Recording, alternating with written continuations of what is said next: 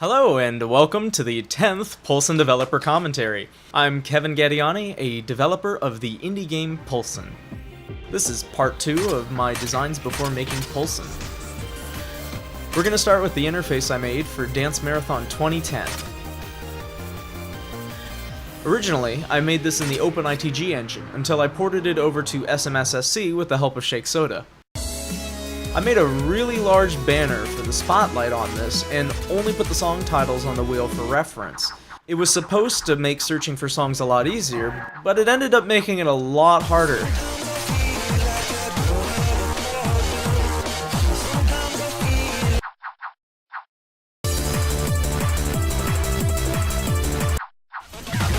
One of the design ideas I had was a sort of a flashing light to show you how on beat you were. I ended up changing how it looked in the SMSSC version to make it more obvious.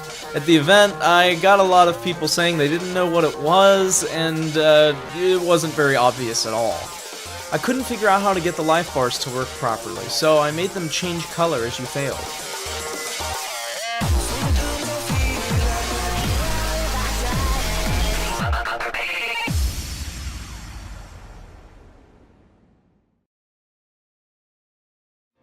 This time around, I put a lot of focus on the grades. Since I aligned them vertically, people had trouble figuring out who won.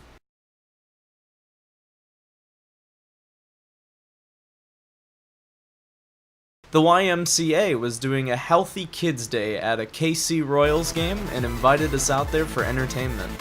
I made this one baseball themed to go along with the event. Not only that, I tried to mimic landmarks at the stadium itself. Since I didn't have much time to put this one together, I borrowed some pieces from Dance Marathon's interface. The menu music was made by DJ Green.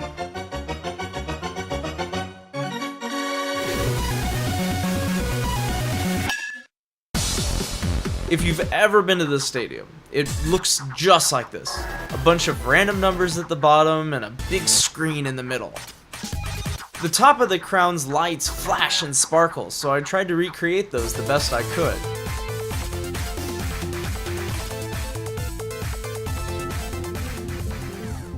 For the life bar, I made an animation of a baseball bat hitting a ball into a glove.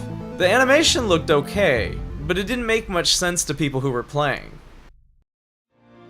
The bat, ball, and glove represent runs, balls, and strikes, kinda.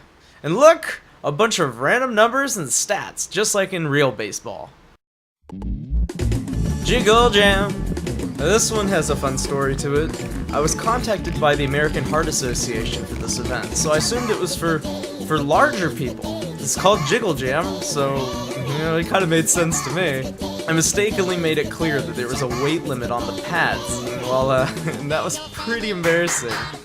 Apparently jiggle means to dance. So, Jiggle Jam is a kid-friendly music event. Now this screen, man did I spend a long time getting it right. The animation, the colors, the day-night cycle, the trumpet thing, all of it. I was playing around with a lot of design ideas and ended up figuring out what worked, but not so much in these older interfaces.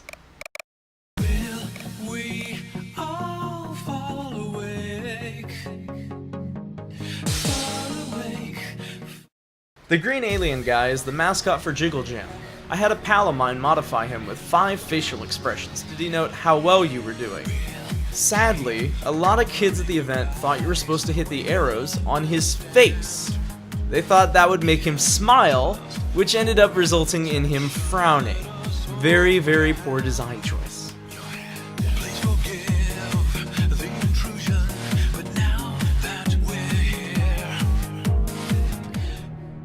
This interface is so old that it no longer functioned on this screen. I actually had to reprogram the whole thing to make the commentary.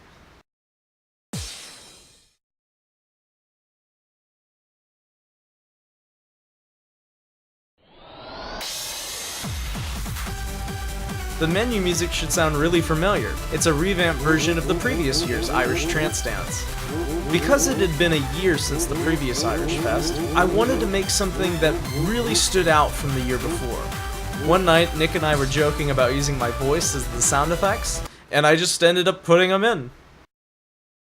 I spent quite a bit of time on this one, putting it together and making it look as 3D as I could. While it's hard to see here, the background actually changes color depending on what time of day it is. The event was 12 hours long each day, so the background had 12 hours worth of color.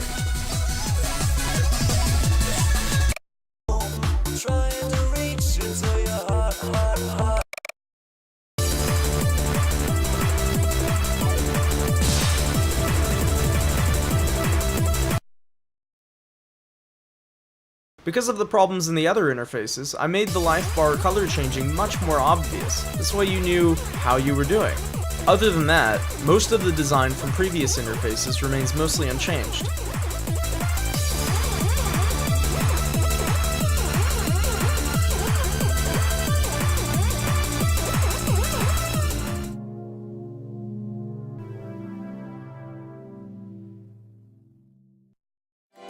I made sure to clean the screen up as much as possible this time, and actually did an effective job of it for once.